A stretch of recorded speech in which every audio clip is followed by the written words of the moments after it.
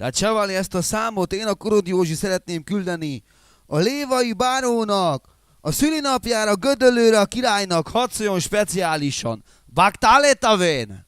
Beülök egy fullos Bencibe, sok pénz van nekem a zsebembe, és felpörgetem 2:40-ig. Megyünk a diszkóba, és táncolunk a jó csajokkal, mert mindig a legjobb nő az enyém. Hány mit tudunk mulatni a diszkó zenére, a legdögösebb csak felszedem ma este. A kedvenc elémre meghívom őt egy viszkire, és ezt a notát húzzuk mi este. Leülünk egy fullos Bencibe, sok pénz van nekem a zsebembe, és felpörgetem 2:40-ig. Megyünk a diszkóba, és táncolunk a jó csajokkal, mert mindig a legjobb nő az enyém. Hány mit tudunk mulatni a diszkó zenére, a legdögösebb csak felszedem ma este. A kedvenc elémre meghívom őt egy viszkire, és ezt a notát húzzuk ma este.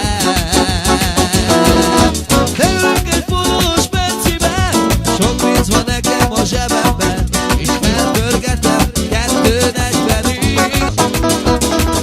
Megyünk a diszkóba, és táncolunk a jó csajokkal, mert mindig a legjobb nő az enyém. Mi tudunk mulatni a diszkó zenére, a legdögösebb csak felszedem ma este. A kedvenc elémre meghívom őt egy viszkire, és ezt a notát húzzuk mi ma este.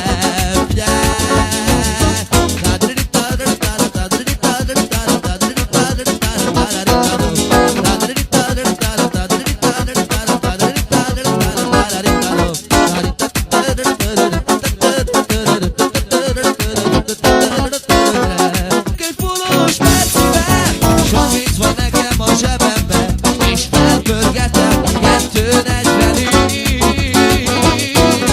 Megyünk a diszkóba, és táncolunk a jó csajokkal, mert mindig a legjobb nő az enyém. Hány mit tudunk mulatni a diszkó zenére, a legdögösebb csak felszedem ma este.